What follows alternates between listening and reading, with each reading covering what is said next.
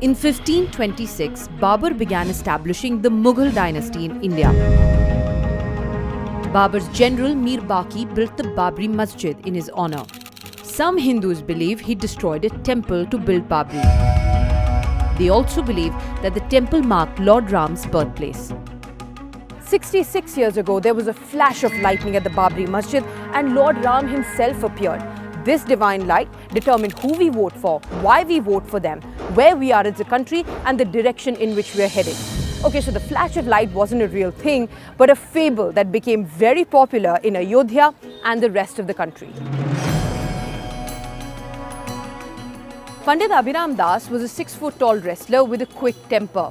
He led a raid of about 50 to 60 people along this very route and placed the idols of Ram inside the Babri Masjid, which he believed was a symbol of foreign oppression, built at the very same spot that Lord Ram was born.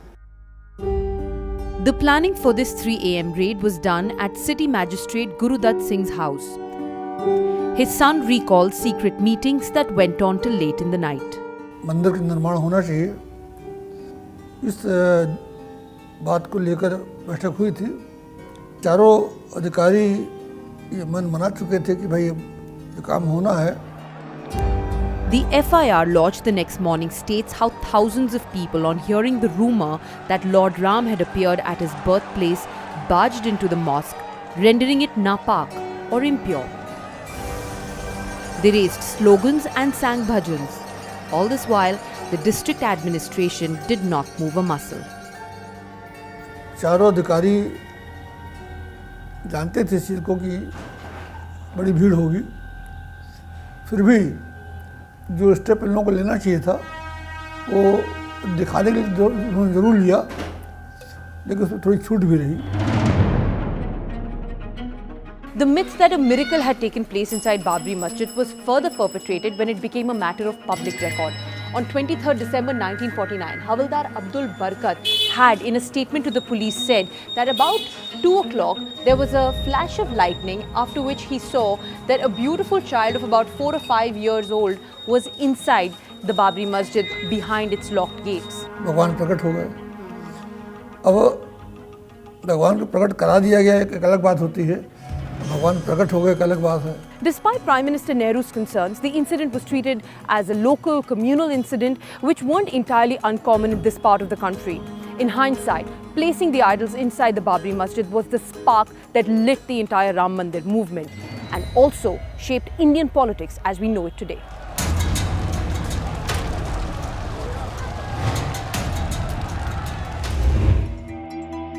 A divine monkey or a prime minister looking to please everyone could both be equally responsible for turning the movement for a Ram temple into a deeply political one. But before the religious and the political crusade came the persecution.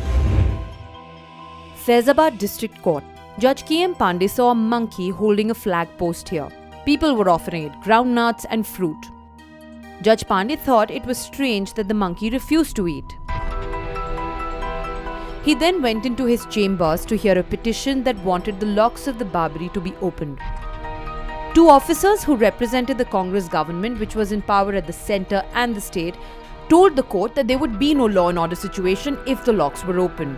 This was curious because the Muslim community was bound to be unhappy if Hindus were given unrestricted access to a mosque, which remember had been desecrated by Pandit Abhiram Das and others some 3 decades ago. Judge Pandey ruled that Muslims were not going to be affected if the locks of the gates were opened and devotees were allowed to worship the idols placed inside. Heavens will not fall, he said, except they did. There was nationwide rioting in Delhi, Meerut, Hashimpura, Muradnagar, Maliana and even Anantnag in Kashmir, where several temples were destroyed in retaliation for Babri. The rioting was a direct result of Judge K.M. Pandey's ruling, which he later in his autobiography said was prompted by the divine monkey. I just saluted him and took him to be some divine power, he wrote. By the mid-1980s, it was impossible for the Indian public and our politicians to ignore the Ayodhya movement.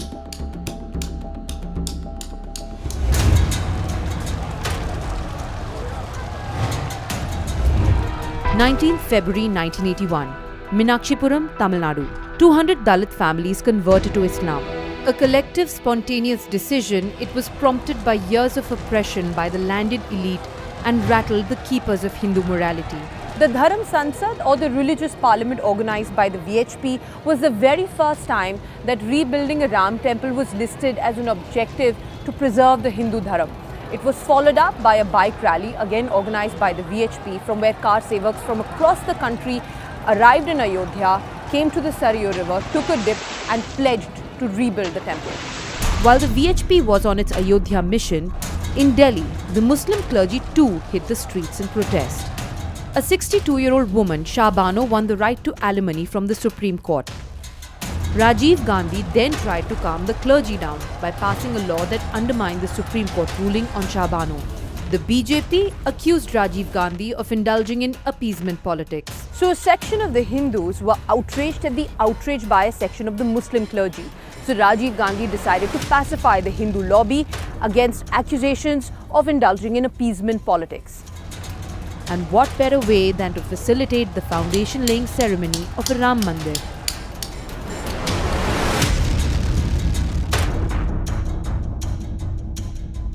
In February 1989, the VHP announced it would conduct the Shilanyas for a Ram Mandir. As soon as they made the announcement, donations from across the world poured in.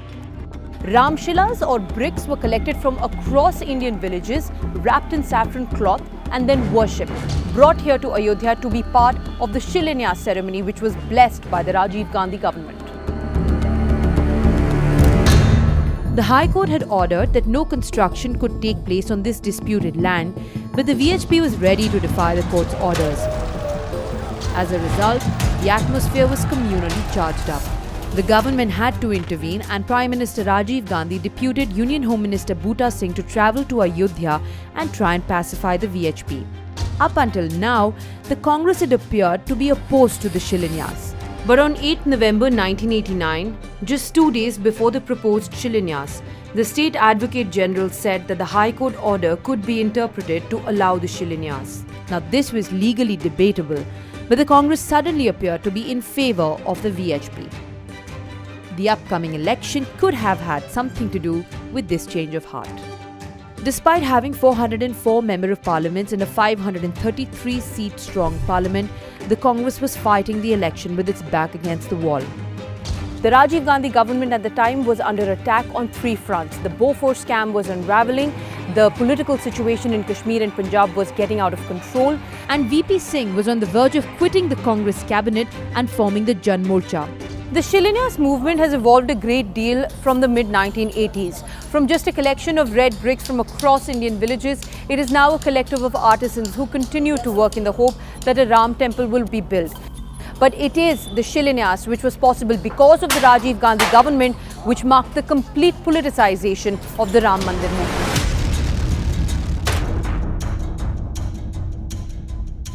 Soon after coming to power, Prime Minister VP Singh accepted the controversial Mandal Commission report. For the first time, 27% was given to lower caste Hindus at all levels of government service. Rajiv Goswami, a 19-year-old Delhi student, set himself on fire in protest. The Mandal Commission report divided students across the country. Upper caste Hindu and minority students hit the streets in protest. The BJP was in a quandary. It could not support Mandal because it discriminated against their upper caste Hindu vote base. The BJP needed to change the conversation from caste and quota to religion and Ram. And so the decision was taken to launch a rath yatra from Somnath to Ayodhya. BJP President L.K. Advani would travel in an air-conditioned Toyota bus turned chariot. Thousands of people followed his yatra across Indian towns and villages to hear Advani talk about Ram's birthplace, his temple, and how the government stood in its way. But with the yatra, the BJP was defying the very government it was part of. Its partner in power, the Janata Dal, wanted to stop Advani from conducting car seva in Ayodhya. On 23rd October 1990, first-time Chief Minister Lalu Prasad Yadav, then part of the Janata Dal, arrested Advani in Samastipur, Bihar and kept him in custody for a week. The BJP naturally withdrew its support to the VP Singh government. The country was left politically unstable and communally divided.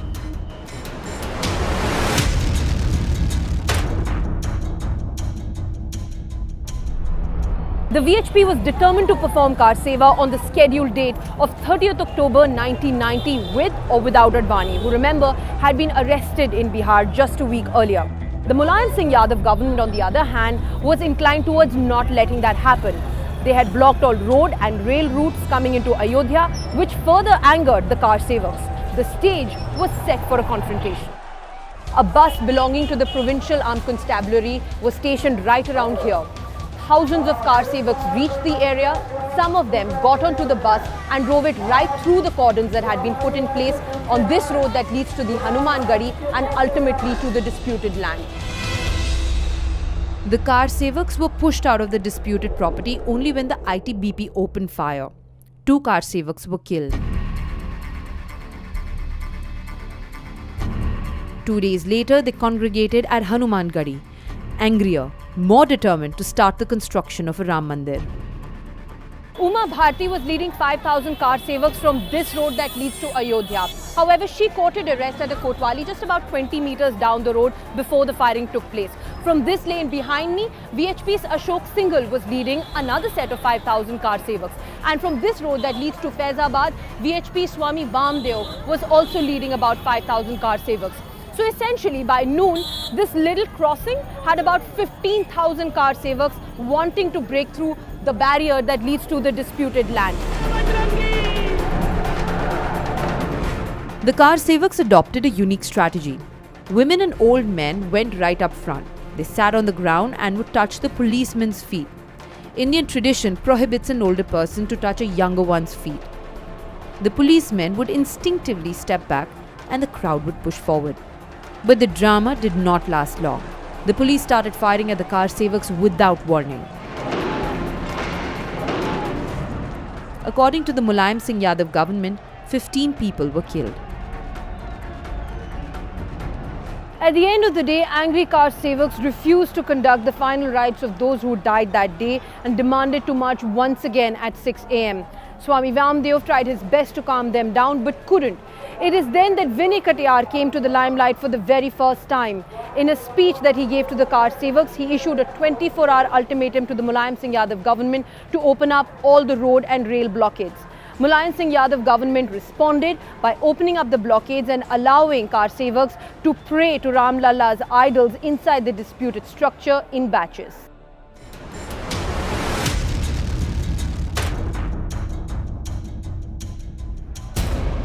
On October 30th, the VHP organized a Dharam Sansad asking car sevaks to converge on Ayodhya on December 6th. At 6 a.m. on a wintry morning, journalists and car sevaks began arriving at the disputed site. By 10 a.m., sadhus, sants and BJP leaders like Advani and Murli Manohar Joshi had also reached. As per the official itinerary, the car seva was to begin at 11 in the morning and the plan was to simply take water and sand from the Sarayu river and clean the platform that had been constructed near the disputed site. 12 o'clock, a long, loud whistle was heard, and while the sadhus and sants continued to clean the platform, the younger car sevaks were seen moving towards the disputed structure. They broke open the barbed wire, they used ropes to climb up the disputed structure, and then hammers to ultimately break down the entire structure. Appeals by BJP and RSS leaders to the car sevaks to retreat fell on deaf ears.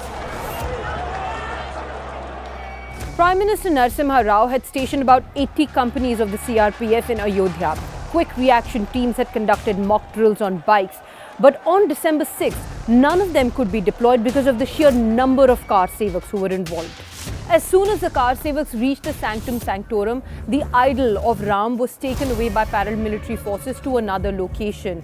It is at this point that the attack on journalists and cameramen started.